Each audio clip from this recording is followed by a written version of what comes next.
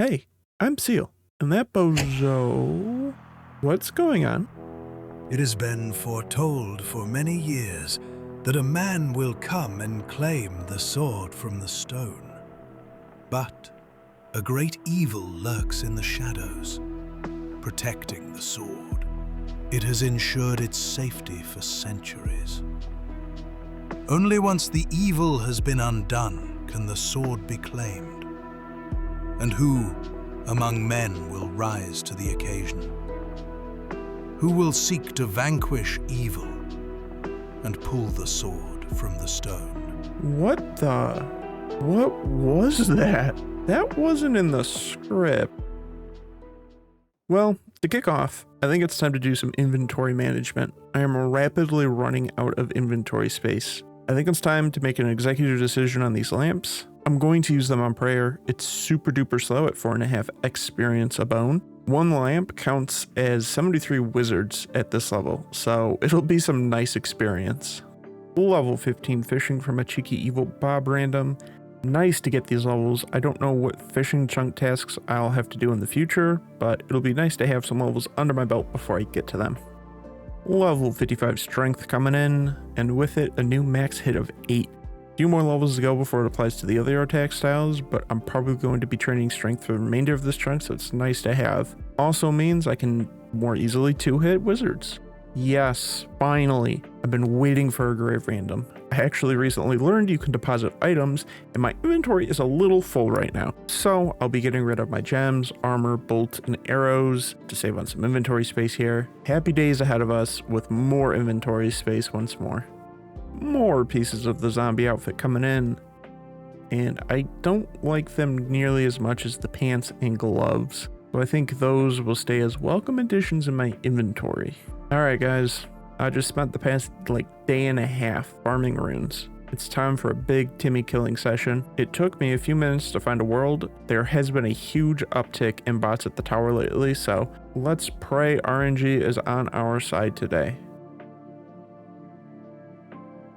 You have got to be shitting me. The first kill? The first kill? A day and a half of stacking up and I get it on the first kill? This is something I wanted to do for a very long time. How I've dreamed to be killing wizards with a Steel Scimitar. I think it's time for some fun chunk statistics. I began this account on August 14th, and exactly 30 days later on September 14th, I have completed this chunk. In that time, I've killed 4,745 wizards for a grand total of a little over 1 million GP in value. A fun tidbit, up until this last wizard killing session, water runes were super behind the other runes in drop rate, but they've since caught up. It took only 70 lesser demon kills to get all 4 items, and in that time, I got not 1, not 2, but 3 mithril chain bodies. Under drop rate on 3 of the 4 items, I think it is safe to say I was completely spammed. And lastly, it took about 96 hours or 4 days of playtime to complete the chunk. Saving the easiest task for last, let's talk to Wizard Mizgog about helping him find some stolen beads. I can only start the first step in this chunk, but I believe we can complete it in the Draynor chunk. I guess I'll find out soon, eh? Speaking of finding out, I think it's time to talk about all that Draynor has to offer and what my chunk tasks are going to be. Arguably the most iconic spot in Draynor, the willow trees along the coast. They mark my largest task in this chunk, which is 30 woodcutting and fire making. You might be asking, hey, isn't forestry in this chunk? And you would be right. The chunk picker doesn't have any tasks revolving around it for me, and if it did, all I'd be obtaining is the felling axe handle, which I can't even make use of as all the felling axes are members only.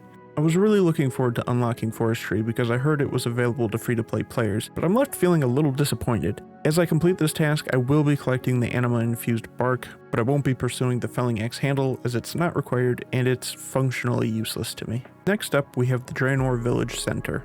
There are a few useful things here in the village center, first of which is Diango's Toy Store. The Cabbage Cape provides some small defense bonuses, but small is better than nothing, and thus it is my best in slot back piece. Additionally, the store features the Cursed Goblin weapons. They don't provide any stat bonuses, however, the Cursed Goblin bow is my first access to a bow and opens up my ability to train ranged. Next, we have Fortunato's Wine Shop. It's here that I can buy my best food item, a jug of wine. It heals a whopping 11 hit points at the expense of 2 of my attack. Because of the drawback, I don't know how much I'll make use of it, but as an emergency food item, I'm sure it'll come in handy.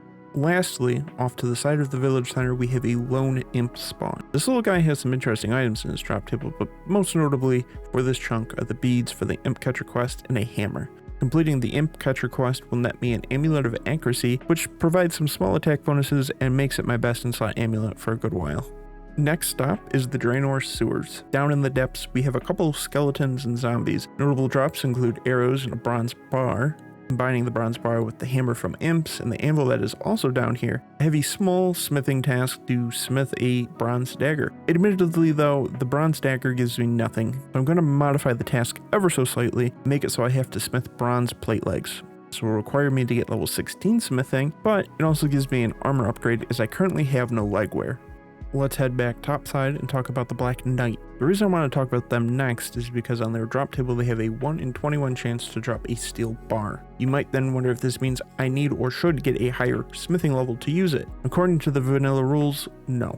I thankfully avoid this large grind, pre-chunking, ran the numbers, and oof, that is rough. The Black Knight does possess a chunk test though, as he drops a steel mace, my best in slot prayer and crush weapon. It's not super useful, but definitely a nice to have for niche uses later down the road. And lastly, we have the Dark Wizards, an absolute staple of Draynor Village. These don't give me any new chunk tasks, but they do provide an additional means of getting runes and in larger quantities than regular wizards. Additionally, they have a 1 in 50 drop chance for a beginner clue, which makes them a reliable way to get clues, and I believe with Draynor my total completable beginner clue steps is up to 4, so maybe there's some clue juggling in my future? So then, to recap on the chunk tasks, level 30 woodcutting to chop down a willow tree, level 30 firemaking to burn a willow log, cook a chicken, level 16 smithing to smith bronze plate legs, obtain a cabbage cape from Diego, complete imp catcher for the amulet of accuracy, and obtain a steel mace from a Black Knight.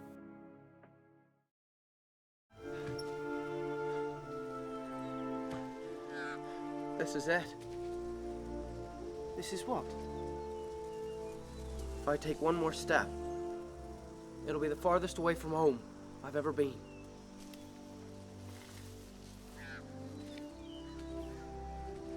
Come on, Sam.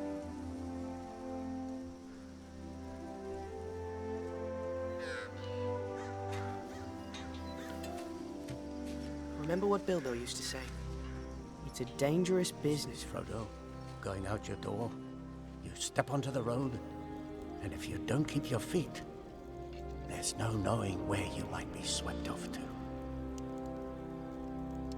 Thank you so much for watching and coming along for this journey.